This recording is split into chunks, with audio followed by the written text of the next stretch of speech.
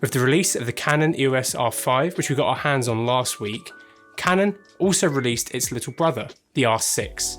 If you want to learn more about the EOS R ecosystem, you should check out our other video where we take a deeper look at the R5. This video will be looking at the specs of the R6 and the differences between the R5 and the R6.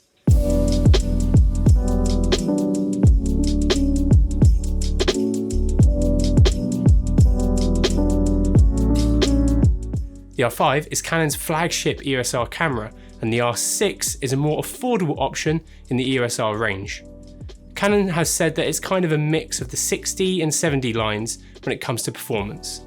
The R6 features a lower resolution sensor than the R5 and a few other restrictions. Both cameras feature the same powerful Digic X processor, which allows them to perform the way they do. The R5 is a 45 megapixel full frame sensor, and the R6 is a 20 megapixel full frame sensor. This means that the low light performance should be better than the R5, but I do want to test this. With this different sensor comes a range of different limitations when it comes to shooting formats. The R6 can only shoot IPB in the regular video mode or all-eye in the time-lapse mode, whereas the R5 can shoot RAW, all-eye and IPB in a large number of formats.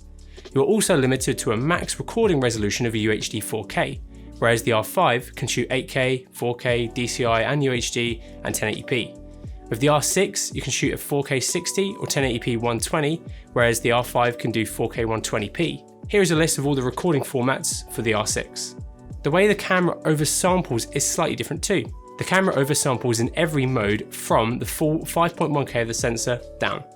The R5 can also record internally at the same time as recording externally, whereas the R6 can't do that.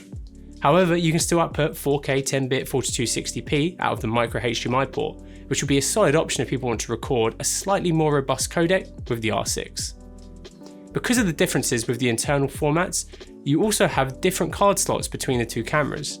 The R5 has one CF Express card and one SD card slot, whereas the R6 has two SD card slots.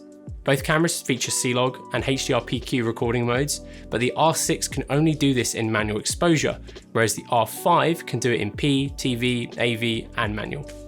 The R6 features the same time-lapse function as the R5, but it is limited to 4K and 1080p resolutions instead of the 8K of the R5.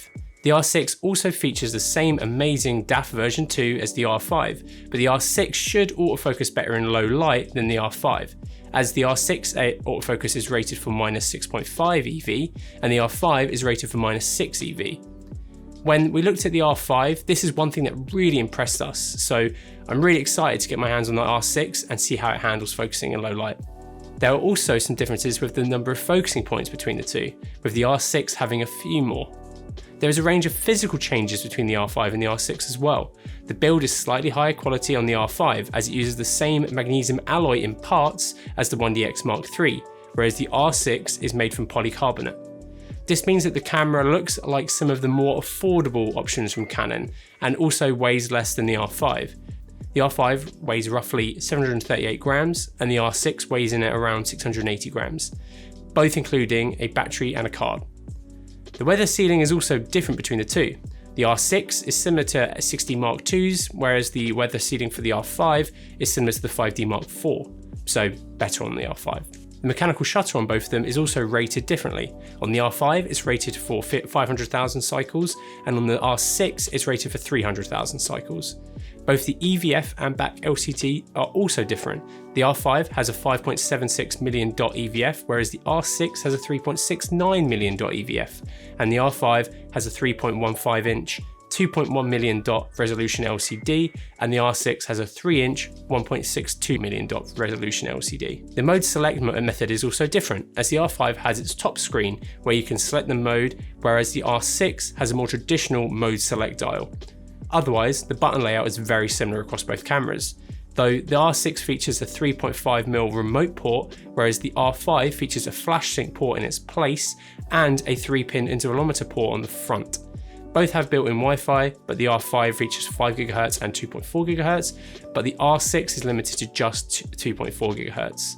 When compared, 5 GHz will give you less range but faster speeds, and 2.4 GHz will give you farther distances but at slower speeds. The WFT attachment Canon makes will also only work with the R5.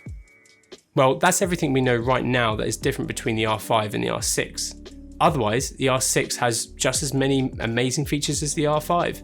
It can record full frame 4K 60 and 4210-bit while using autofocus. It can shoot 12 frames per second while using its mechanical shutter and 20 using its electronic shutter. It has the same built-in IBIS system, which moves the sensor and is rated for 5 stops. It features C-Log and HDR-PQ and a lot more. The last thing that is different is also the price. The EOS R5 comes in at £4,199 including VAT, or just under $3,500 without VAT, and the R6 is more affordable with a price of £2,499.99 including VAT, or around $2,000 without VAT for the body only. So which one should you get?